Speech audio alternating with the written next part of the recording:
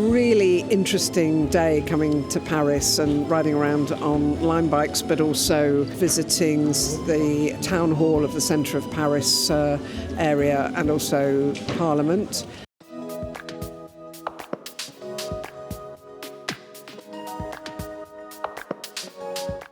Well, Paris has changed unbelievably. I came here in the 1990s and there was a cacophony of engines and horns and gridlock traffic. We've got around Paris on Lime bikes beautifully and safely, and the air quality is better, the noise quality is better, and the whole experience of Paris for me now in this day and age is so much better than it was even 20, 30 years ago.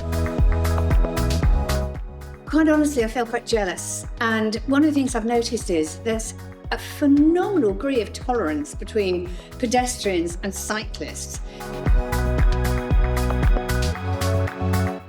20 years ago, I came here and met the Deputy Mayor, Anne Hidalgo, and went straight back to London and said to Ken Livingstone, you've got to start doing what they're doing. But Paris left us behind.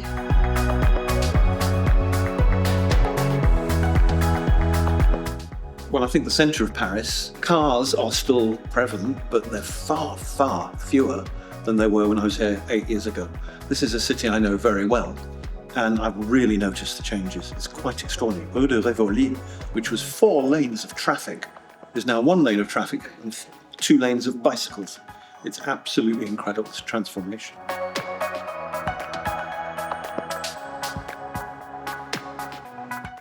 I mean, it's fantastic to see what's happened here. I think the biggest lesson that Paris seems to have discovered is not to let the perfect be the enemy of the possible. So they've kind of evolved their system, and it's grown and grown. And they've used various things like the Olympics, like COVID before it, like other things, to really make the system grow. I think it's really admirable and fascinating to see.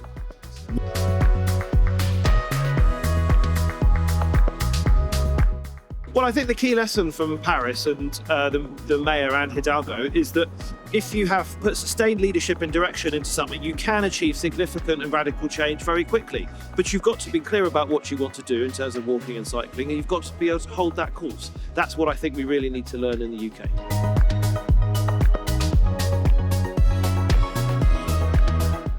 The cycle lanes on the Rive Droite, the right-hand side of the river, I remember being absolutely full of traffic and you couldn't dare cross it, and now it's just for people.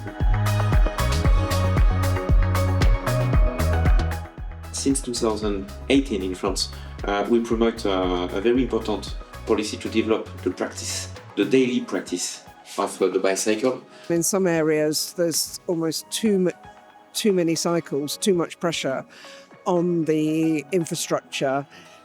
It's just so busy, particularly with cyclists and pedestrians, and to some extent vehicles. But I can see for myself that there really are probably 50% fewer vehicles in the middle of Paris.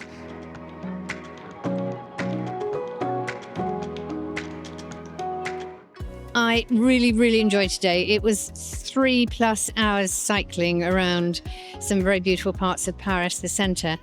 But I did have a momentary concern about whether or not pedestrians are being well served.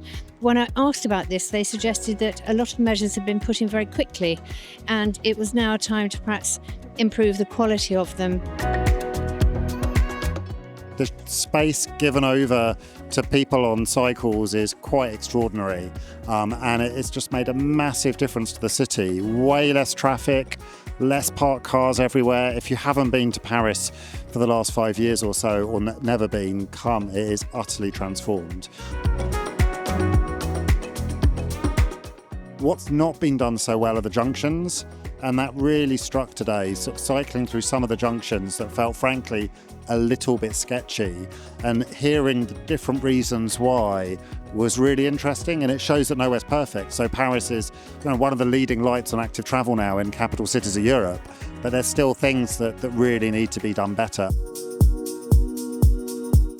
There was talk about the Rugby World Cup, the 2012 Olympics, and indeed coronavirus, and it was almost used as those major events, albeit some good and bad, were used as like a catalyst to instigate change in terms of policy, which ultimately led to infrastructure getting in the ground quick time. And I can't help but try and translate that thought into our own world. We've got a big, exciting bike race coming in 2027, and I can't help but feel there's potentially an opportunity for us to get our heads together to try and do the same thing.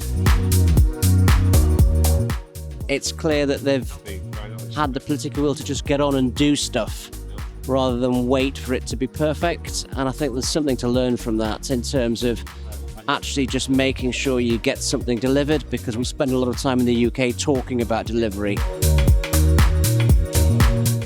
I came expecting Paris to be transformed, and it is.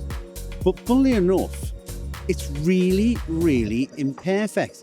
And oddly, I don't find that upsetting. I find that really invigorating, because what they decided to do was just do it. And if that meant it isn't perfect, go back and revisit it and make it perfect further down the line. But do it, do something.